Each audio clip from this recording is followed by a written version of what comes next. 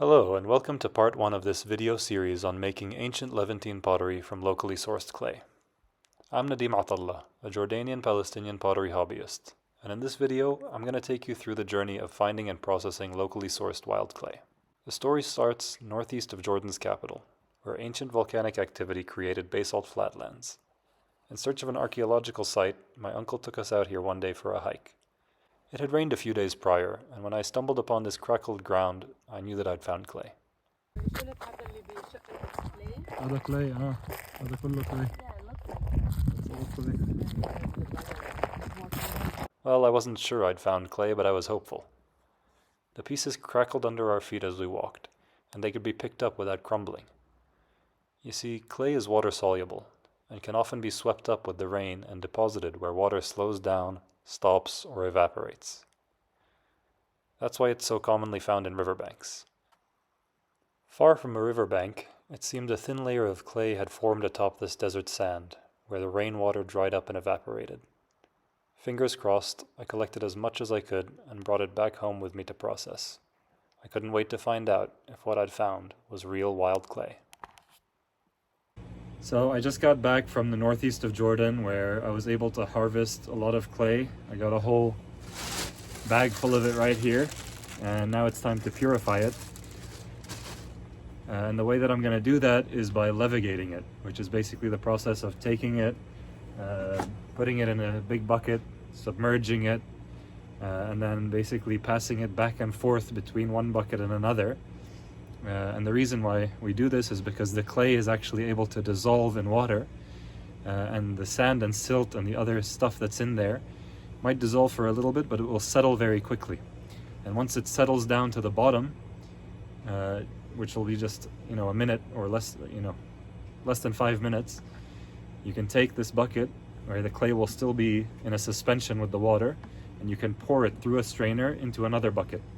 And then you repeat this process over and over again, and slowly you're kind of removing a large portion of that sand and silt and all those non-clay particles that we don't want in our final product. And the reason we have to do this is because the clay that I picked up, it was basically a very thin layer on the top of the desert, as you saw. And so this is what it looks like. So I don't know if you can see that here, but basically this part on the top is clay. But on the bottom of it, there's some sand and silt and some other stuff that we don't want.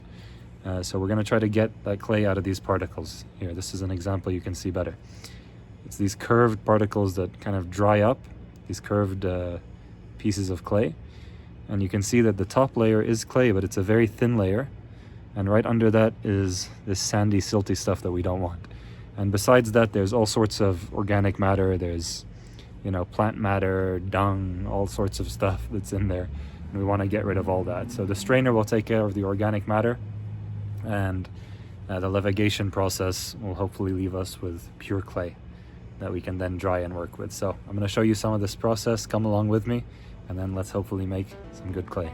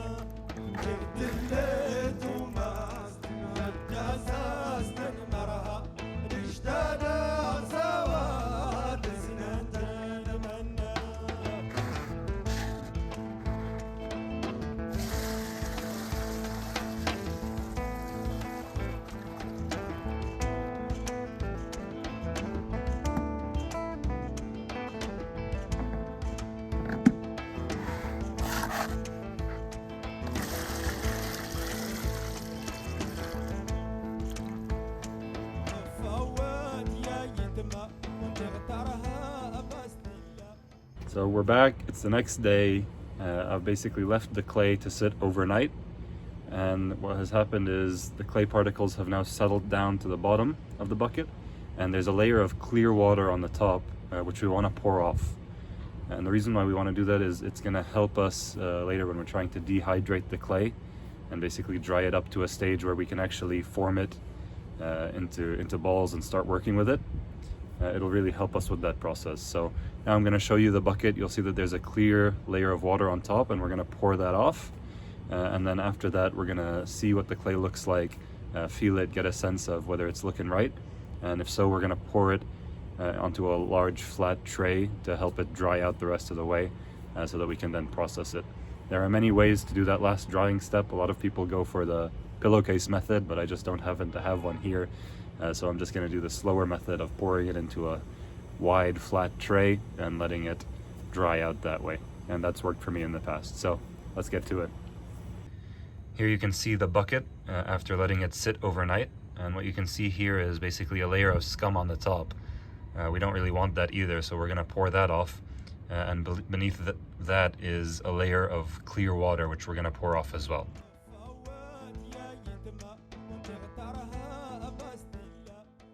There's a lot of water in here.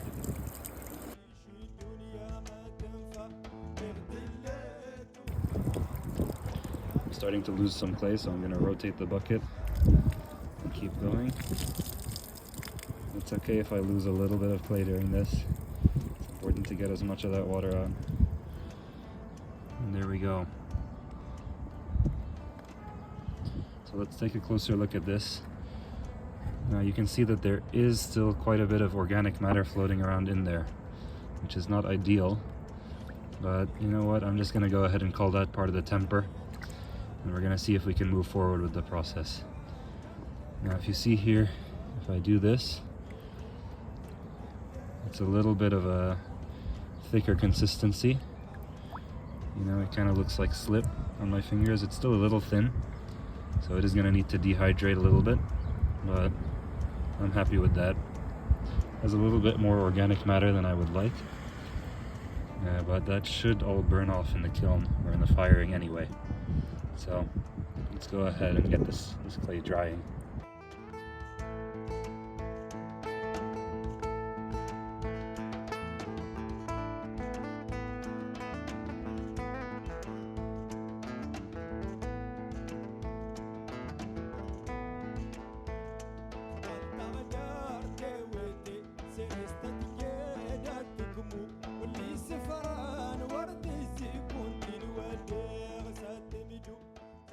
So it's the next day, we're back up on the roof and the clay has had time to dry and dehydrate.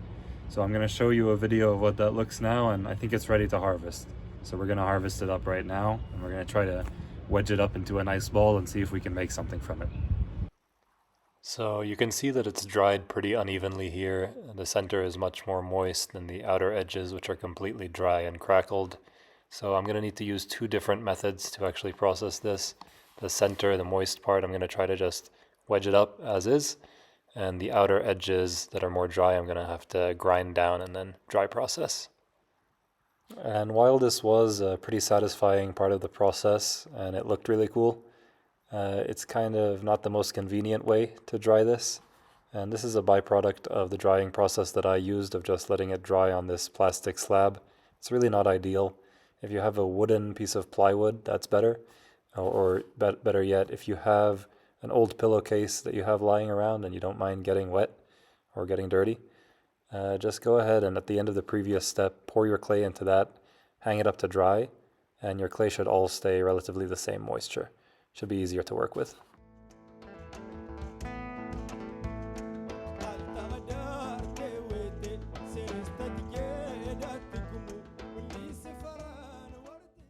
So what we're left with here, because we had different moisture levels in our clay, is one ball of clay that is pretty much ready to be used, and as well as these pieces of clay, pieces of dried clay, which we need to grind up and then re-wet in order to use.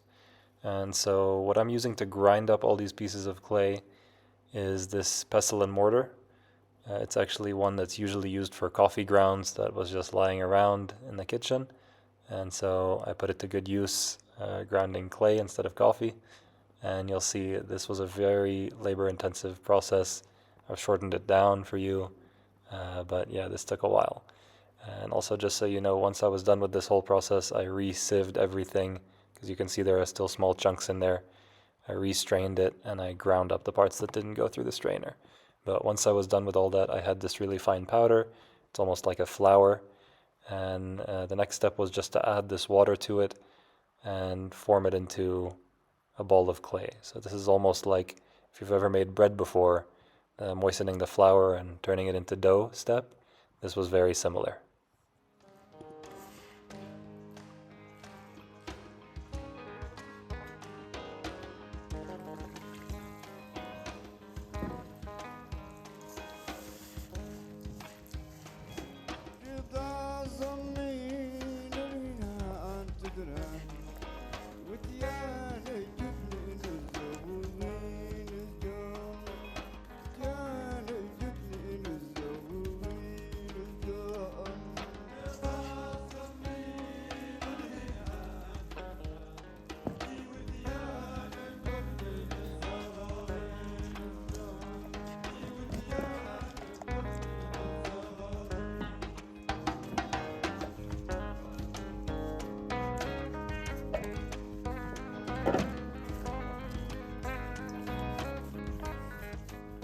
Once I got the moisture all nice and evenly distributed and I was able to form the clay up into a ball that I was happy with, I went ahead and I put that ball to the side and I started scraping off the excess from first my hands and then the rest of the bowl. This was probably the most satisfying part of the whole process for me. After all the trouble I went through collecting this clay and processing it, every last bit of it is extremely precious to me. After I gathered it all up, I wedged it up into a ball and it's ready to work with now, and I'm really happy with the results. I'm excited to see what types of ancient pottery I'm going to be able to make with this. I'm just going to go ahead and put it in this plastic bag to maintain its moisture and start thinking about what types of ancient pottery replicas I'm going to be able to make with this clay. I hope you've enjoyed part 1 of this video series on making ancient Levantine pottery from wild clay we found in Jordan. If you've learned anything, please like this video, subscribe to my channel, and let me know in the comments if you've ever found and processed wild clay. Stay tuned for part 2 of this video series, where we form this clay into pieces inspired by ancient Levantine pottery, and part 3 where we go out and fire them in an outdoor fire. See you then!